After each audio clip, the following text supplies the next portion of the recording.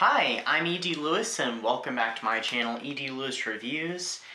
Before we get started, make sure you hit that like and that subscribe button, and also make sure you hit that bell so you'll get notifications. I'm going to take my glasses off for a moment because of the glare.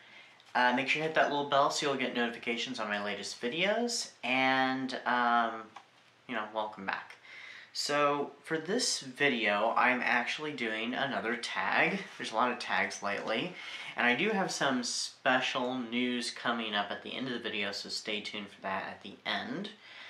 Now, I wasn't tagged for this video, but it was suggested that I do it, and so I took that suggestion, and that suggestion was from Ange's book chatter, and so this is for you, Ange. This is the Scottish Patter tag. It was created by Sarah at City Reads Again. I don't exactly have some answers for some of these prompts, but I will do the best I can. Some of them I do have answers for. So let's dive in. So number one, by the way, this is all having to do with Scottish slang, so I apologize if I butcher any of these words. I am not Scottish. I have no Scottish descent as far as I know, but I'm going to do my best, so bear with me. Number one is "Alright, pal," which is a greeting or a term of endearment. Tag 4 people you'd like to see do this tag. Okay. So I am actually going to tag people for this one. So I'm going to tag Regina at Regina's Haunted Library. I'm going to tag Pax at Pax Panic. I'm going to tag David at David's Book Reviews.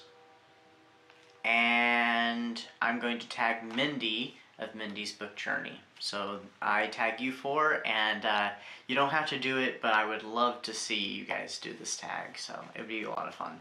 Number 2. Jd Sarcastic, said when you don't believe someone. Name a memoir or biography, etc. that wouldn't be believed in fiction. Now, I don't read much like biographies, memoirs, stuff like that. I mean, most recently, earlier this year, well, maybe it was late last year, technically, I read it. I don't know, whenever it was. I read Darkly by Leila Taylor. And, I mean, it's very believable, but I suppose in a fictional world, some of the stuff that she talks about might not be believed by characters in, said fictional world. But that's my best answer.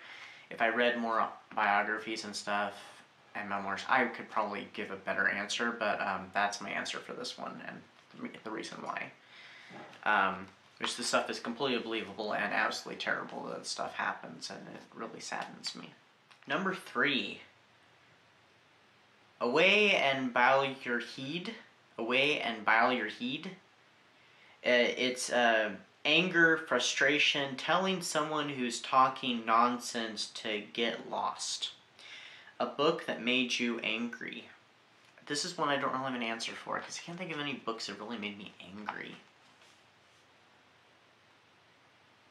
Let's go ahead and go with the one I did for the last one, Darkly by Leila Taylor. And the reason why, it's not the book itself that made me angry, it's the things of how Black Americans have been treated in this country, and it makes me angry because it's absolutely sad, and it's still happening today. So it's not the book, it's the subject matter that makes me angry. So, number 4, Honey and Scooby. Honey and Scooby. Like I said, I might be butchering this. It's nonplussed. When you don't have a clue. So, I guess you don't know, you have no idea. A book you couldn't follow, or one you didn't understand the popularity of it. The Catcher in the Rye by Jd Salinger. I know People love this book. I was not one who loved it. I would never not recommend it to somebody, but I just didn't. Maybe if I were to read it now, I might.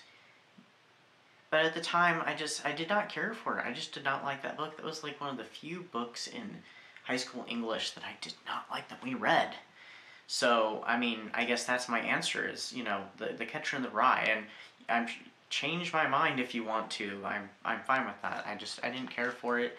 And it's still on my not care for list. Now, maybe if I were to reread it, I might change my mind. I just didn't get... I probably get it now, but I didn't get it at the time, and I just didn't care for the story of Holden Caulfield. Number 5, Belter. Admiring, descriptive, when you think someone or something is amazing. A beloved character. I guess I'm going to cop out on this one and do Lestat. Because he's very beloved, and I love that character. He's a great character. He's really fun, you know. He makes mistakes. He pays for them. He learns, or doesn't learn, and does things again. So I guess I'd have to say Lestat. You know, the vampire Lestat. Number 6. Ballbag. Scrotum-based insult, which can also be affectionate. A hated character. Okay, Victor Helios from Dean Koontz' Frankenstein. I've only read the first book at this point, but yeah, hated that character. I really hated that guy's guts. Read the book and you'll find out why, because some of the stuff he does, I'm like, oh my god. So yeah, that's the character I hated. Number 7. I'm going to actually go off of Angie's pronunciation for this one because I have no idea. Tucher? It's a description. A person who comes from the Highlands. A book from off the beaten track of your country.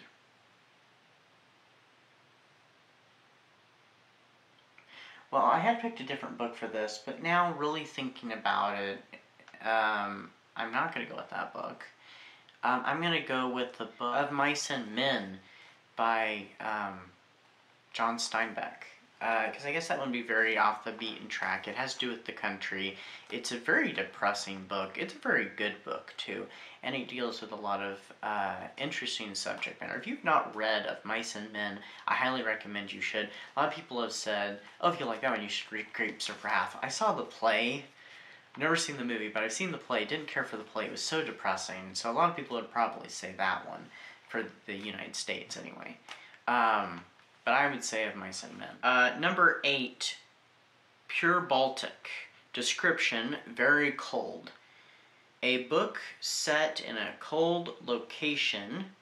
You can also have a rainy option. So I said... Let the Right One In, because it does take place in the cold. It takes place in autumn and winter, and there's a lot of snow in it. It's a very great book.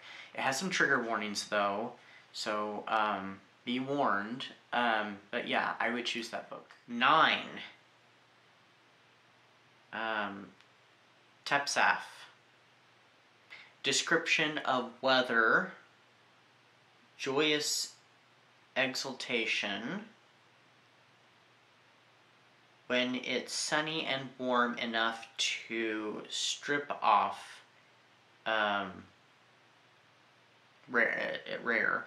So a perfect summer read or your most inappropriate beach read. I don't really have an inappropriate beach read off the top of my head, but appropriate summer read. I'm going to go with Mina and the Undead because it takes place during summer, and it's an excellent book, so I would highly recommend it, and it's by Amy McCaw, who is here on BookTube, and she has a sequel coming out at the start of September, so next month. But yeah, that's my summer read option. I'm just going to set this down here. So number 10, Greeton. An action action crying. What would make you cry more? Never being able to reveal your reread your favorites ever again, or never being able to read anything you hadn't read before. Probably the second one. I'd probably cry more over that. Never being able to read anything that you hadn't read before. So, I mean, I do reread sometimes, but it's kind of rare. But, you know, it does happen, and I've done it a few times already this year. All right, number 11 is, okay, so we're almost done here. 11 is Guiñerso, encouragement, go for it. A book that lived up to the hype, and or does hype shape your feelings about a book? Lived up to its hype. I'm actually going to go with the and or here. And say, does hype shape your feelings about a book? Sometimes it does. And sometimes I do get into the hype and I'm like, oh yeah, it was wonderful. I absolutely loved it. Kind of like the Twilight books. When I didn't read all of them, but when I read them in high school when they were really big, yeah, I kind of got into the hype and stuff. And so it just it did kind of shape me. And looking back on it, I don't know if I could read them again. I will say I did like Life and Death, though, and I read that much later on, and I really liked it, actually. I actually kind of liked it better than the original Twilight. So, I mean, that one I could probably reread for sure and probably enjoy it still. But, yes, it does sometimes shape me, and sometimes I'm like, not as good as everybody's saying, or, oh gosh, this is definitely as good as everybody's saying, or or everybody had said when it was popular, because I will probably read it when it's not popular anymore. Or less popular. And number 12, the final one, is Ginit Loudy. Ginit